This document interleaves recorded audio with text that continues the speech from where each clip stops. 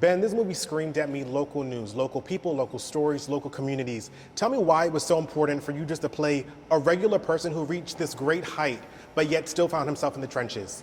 I think that's the most interesting kind of story. You know what I mean? I really like and identify stories. The stories I like to tell are about people who are relatable, who anybody could have known or grow up with or be their family. I kind of understand that better, and I appreciate those stories more. And there's some like genuine heroism in everyday life, and I think that's kind of beautiful.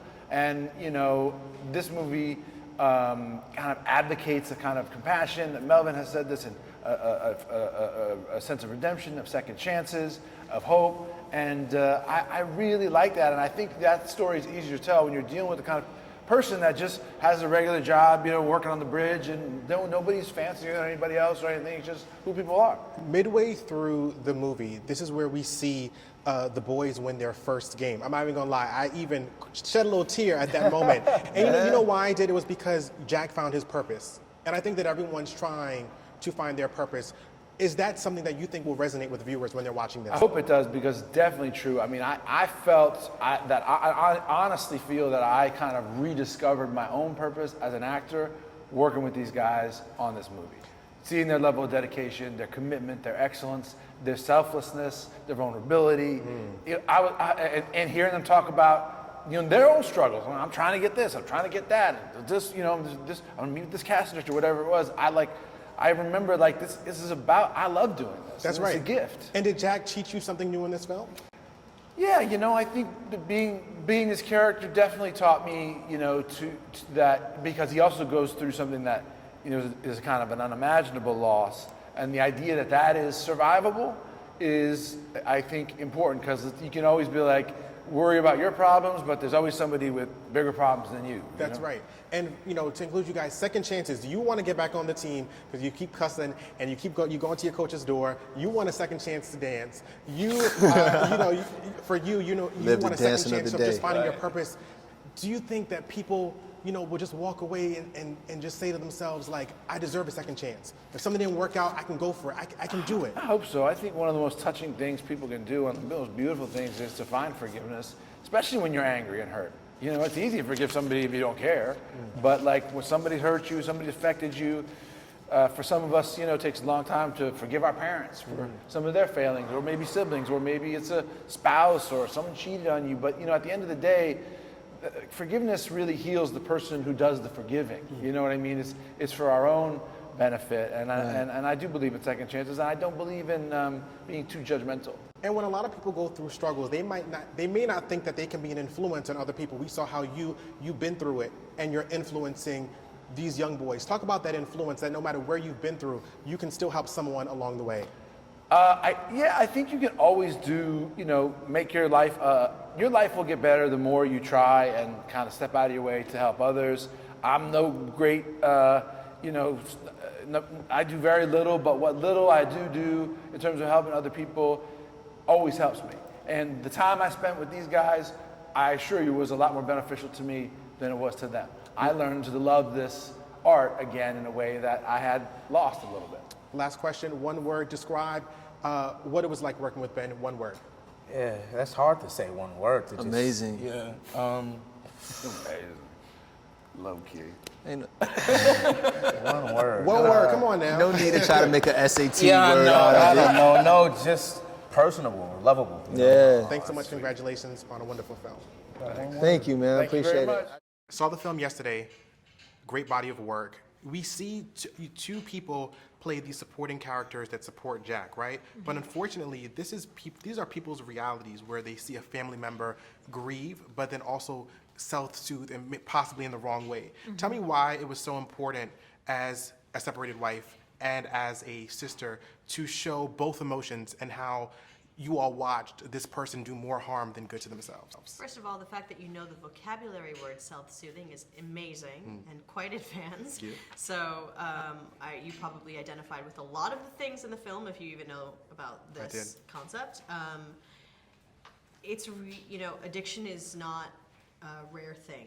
It is something that we don't talk about enough, and I think the more stories that we can tell in the world of mental health and addiction, the more open I hope we can all be.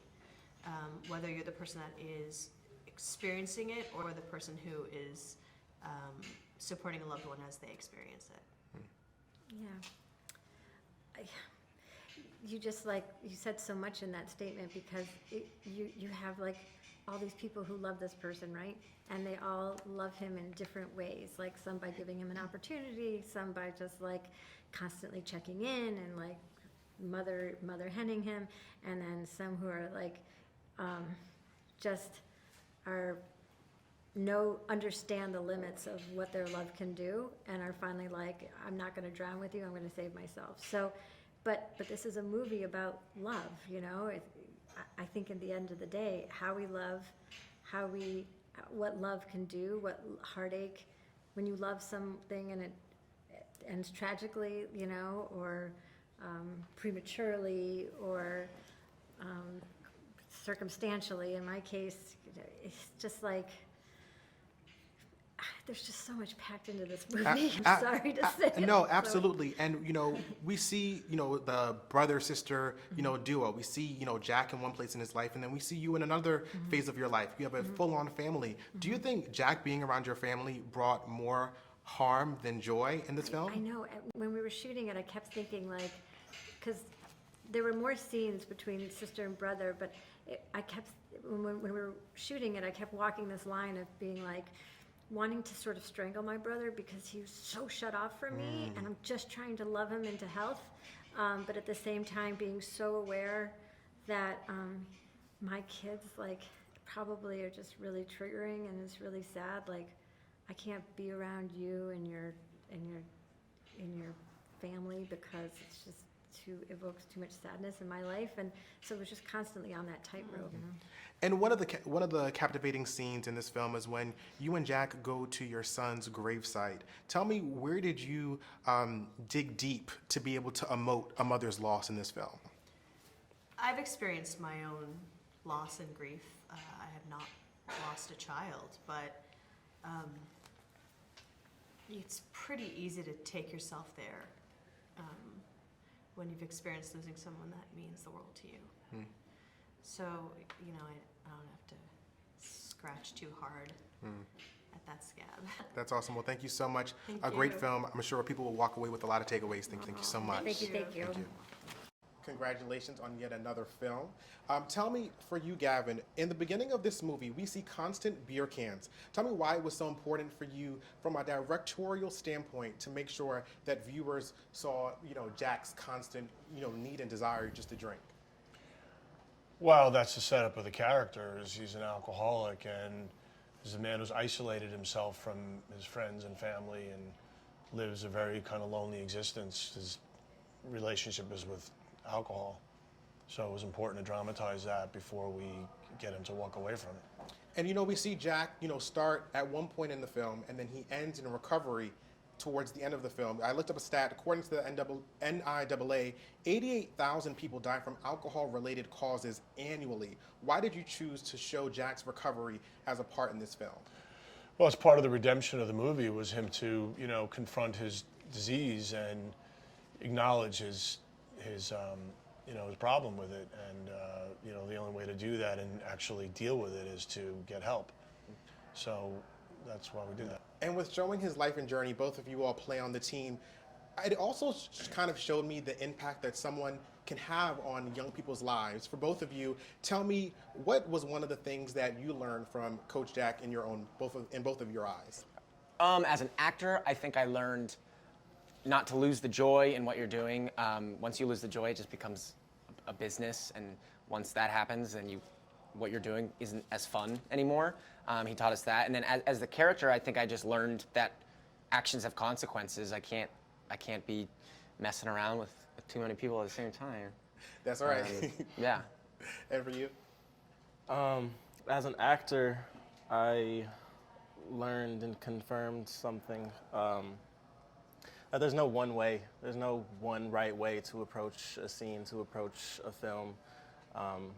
He's talked about many different approaches that different actors take, and I've seen him, and he has amazing work, and it's just, you can just see it's so different from all the actors on the set, how everyone takes it. So it's such a personal and unique experience how you approach it. as a character, he taught me to trust my voice again and speak up and lead. And just lastly, he paid attention to you off the court. He was able to pull from his own story and able to relate to yours. As any young person, tell me the importance when someone pays attention to you, when they look at you, and when they make you feel like you matter.